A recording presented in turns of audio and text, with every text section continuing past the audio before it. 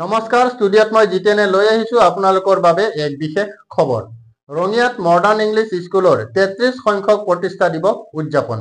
ৰঙিয়াৰ অগ্ৰণী ইংৰাজী মাধ্যমৰ বিদ্যালয় মডাৰ্ণ ইংলিছ স্কুলে গৌৰৱোজ্জ্বল 33 বছৰ অতিক্ৰম কৰিলে। তদুপলক্ষে 28 জানুৱাৰীৰ পৰা দুদিনীয়াকৈ অনুষ্ঠিত হৈছে প্ৰতিষ্ঠা দিৱস কাৰ্যসূচী। চাওঁ আহক ৰঙিয়াৰ পৰা দিনেশ আগৰৱালাৰ এক প্ৰতিবেদন।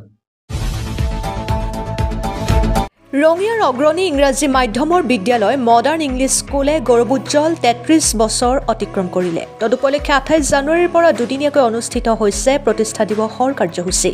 দিৱসৰ লগত সংগতি ৰাখি ছাত্ৰ ছাত্ৰীসকলৰ মাজত আয়োজন কৰা বিভিন্ন প্ৰতিযোগিতাৰ বঁটা বিতৰণী সভা আৰু সাংস্কৃতিক অনুষ্ঠান মঙলবাৰে অনুষ্ঠিত কৰা হয়।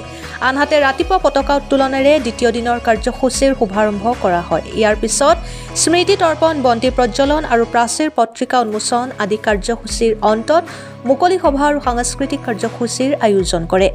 ডক্টৰ দেৱকুমাৰ দত্তৰ সভাপতিত্বত অনুষ্ঠিত কাৰ্যসূচীত আমন্ত্ৰিত অতিথি হিচাপে অংশগ্ৰহণ কৰে ৰঙিয়া সমজিলা আয়ুক্ত দেৱাশিষ গোস্বামীসহ কেইবাগৰাকীও বিশিষ্ট ব্যক্তিয়ে। কাৰ্যসূচীৰ সফল ৰূপায়ণ উপলক্ষে বিদ্যালয় পৰিচালনা সমিতিৰ সভাপতি হৰিৰাম কেৱালে উপস্থিত সদৌতিকে কৃতজ্ঞতা জ্ঞাপন কৰে। ৰঙিয়াৰ পৰা দিনেশ আগৰৱালা ৰিপৰ্ট, অৰুণোদয় আছাম। দিৱস আমি ৰাতিপুৱা 9:30 বজাত আমি ফ্লেগ হোষ্টিং এৰি আৰম্ভ কৰিলোঁ।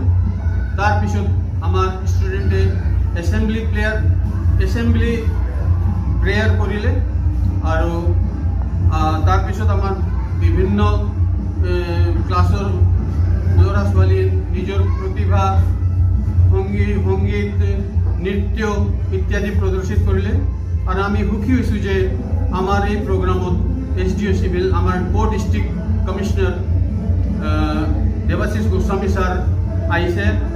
তেখেতেও ইয়াতে ভাষণ দিছে আৰু আমাৰ ষ্টুডেণ্টক তেখেতে বহুত ভাল শিক্ষা দিছে যে কেনেকৈ পঢ়িব লাগে, কেনেকৈ কি কৰিব লাগে, ভাল মানে সফল হোৱাৰ কাৰণে।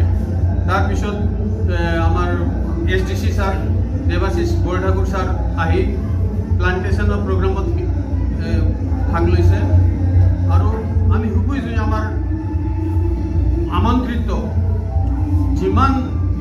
যিমান গেষ্টক আমন্ত্ৰিত কৰিছিলোঁ প্ৰায় চবেই আহিছে।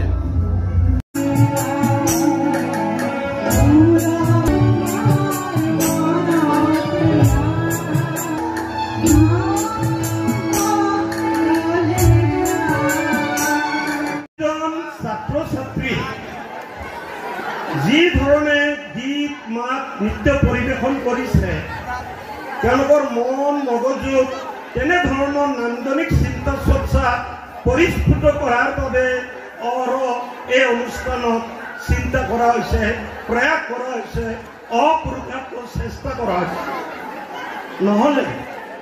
নহ'লে এই ধৰণে ছাত্ৰ ছাত্ৰীয়ে পৰিৱেশন কৰিব নোৱাৰে।